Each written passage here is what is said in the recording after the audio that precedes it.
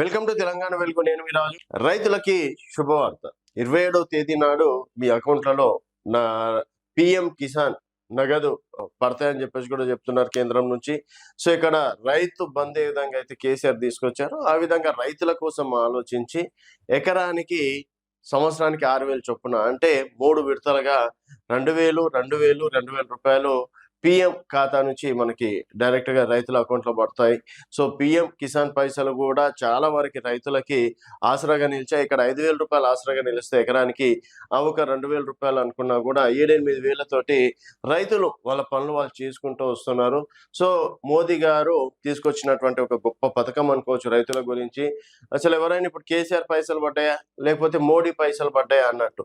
ఇక్కడ కేసీఆర్ గారికి రెండోసారి రావడానికి రైతు బంధు ఎంత యూజ్ అయిందో మోడీ పైసలు కూడా మాకు పడుతున్నాయి అని చెప్పేసి ఆ విషయంలో కూడా మోడీ ఒక రకంగా సక్సెస్ అయ్యారని చెప్పేసి కూడా చెప్పుకోవచ్చు.